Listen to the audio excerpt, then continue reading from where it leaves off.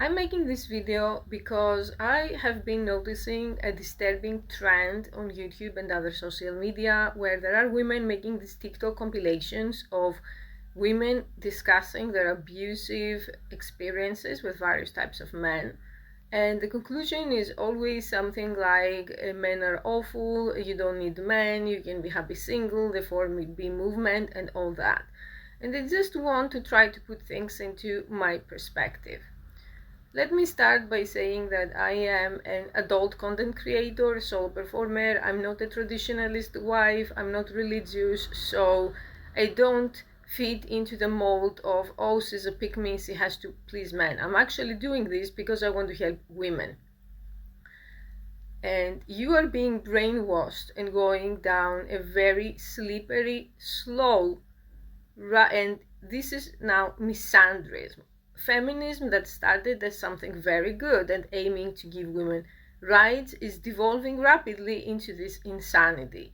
You say that all men are horrible, that you don't need men, and so on.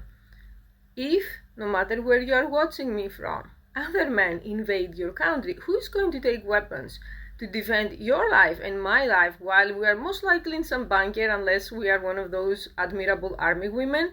Men are going to do that. Men who don't even know you will be drafted and will have to go out there and defend you with their literal lives. And even up to this day, as much as we don't like it, most of the dangerous professions are being done by men. And as an adult content creator, and I emphasize that, trust me, I know way more abusive, way more crazy, and way more dangerous men than you. I talk roughly to 4,000 men per month on my social media. But do you know something? In these platforms that supposedly the worst of the worst go, I also came across many good men. I came across widowers who were lonely, men with not being neurotypical and with poor social skills, people who just want someone to talk to, people whose wife is abusive even, and so on. So yeah, I agree with these TikToks. You don't need an awful, cheating, parasitic man. You need a good man, or you need a decent man, or you need a man who is willing to do the work to meet you halfway. I never said to have no standards and just go for toxic men and stay with them and endure abuse. That's wrong. But this is a hill I'm willing to die on. Unless you are asexual and aromantic, or just bisexual and have options, sooner or later this loneliness, this idea of being happy alone will get to you, and it's not going to be fun. So maybe in 5 years this video is going to be obsolete and we're going to have android boyfriends like in K-dramas that I love to watch, that they're going to be better than the average man. So yeah, we can revisit that then and I can say, I agree, we don't need them. But you're going to have a good substitute. Right now you have no one. What do you have? The sisterhood? From my experience, the sisterhood is a lie. I had only a handful of women in my entire life that they were good friends, that they were exceptionally good people, and I consider them blessings, literal blessings. I'm honored to have met them. But the majority of women, they are constantly hostile towards me, they're sabotaging, they turn everything into a competition, and they don't have good intentions. I think as women, we have been brainwashed about female friendship from movies and from books and from stuff like that. So don't buy into the 4B movement so easily and into radical feminism. Some of the most abusive, crazy, self-destructive people that I met identified as radical feminists. Again, not everyone. But how are you sure that they're not telling you that you don't need men because they are jealous that you can get into a relationship and they cannot? Same with women who have plenty of extremely close friends. I understand having one or two close friends, but everyone that I have seen, from my experience at least, that is surrounded by close friends, either she's a total loser and they don't be threatened by her, or the friendships are fake and there's like pretty girls competing on who is the skinnier, who has the best designer bag, who has the best hair, and all of that crap that I don't have time for in 2024. So rethink and try to use critical thinking. Of course, you should do research to protect yourself from abusive men, dangerous men, and so on. But living alone, and I'm someone who also has cats, by the way, I think I embody every harmful stereotype about women.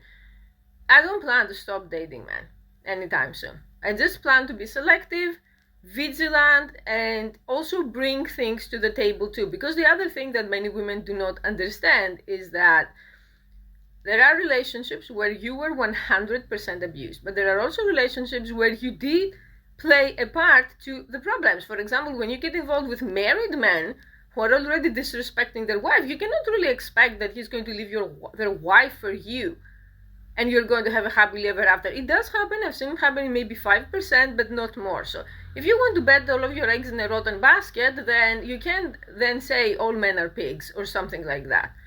You had some part of it, and taking accountability leads to healing. I'm saying this as tough love. And to finish this video, women can be so envious that can actually literally threaten your life. I had to go to a female dentist that I didn't know recently for a simple procedure. It was a root canal, then she wanted to do a tooth extraction, and then she said that she broke my tooth and now the roots are inside and now have to undergo extensive surgery. And this woman has outstanding hundreds of 5-star Google reviews. You're going to say, what does that have to do with anything? I'm going to tell you. It was a severely overweight lady in her early 50s, not married, not in a relationship, because she mentioned it at some point and she just couldn't stop talking about my weight. I'm going to say she couldn't shut the fuck up about my weight. She kept insulting me. She kept saying, you're too thin, you're probably anorexic, you have to eat something, starting to recommend me to eat various breads. For the record, I have extremely severe autoimmune problems. I have something that the doctors have changed back and forth if it's Crohn's or IBS. So that makes me think, because I cannot eat many of the foods that actually help you gain weight. I told her that. She continued body shaming me. And I believe to some extent she hated me so much, my weight triggered her so much, because she probably has her own eating disorders and struggles, that she fucked up the entire thing. That I start to think that, has that ever happened to a male doctor? Has that ever, have I ever been to a doctor's office obsessing over my body like that and shaming me and making inappropriate comments? So far it hasn't. I'm not saying that all women are deranged, they're going to put their life in danger. I'm just saying, judge every person based on their character and the fruits of their labor, and not your gender. It's time to put behind us the nonsense of all men bad and all women good, and just join the 4B movement to have your ideal sisters. If that sister finds a boyfriend, maybe she's going to stop being your sister. If you find a boyfriend, just try to tell some women the good things about your life. In my opinion, the best actual test for a person is seeing you happy or seeing you succeed in something. My narcissistic mother, she became literally physically ill when other women did better than her. So abandon all of these harmful movements. If you want to be single, stay single, but you should start from a place of self-introspection, calmness, happiness, and actually feeling confident and comfortable in your own skin, until if and when you decide to date again. Not from a place of fear and negativity and toxicity that, oh my god, all men are trash, so I have to stay single. You don't have to do anything you don't want to. Abandon the idols, abandon all of those cult leader, hateful, misandrist women, and join people who think logically. That's the best way to live your best life. Thank you for watching.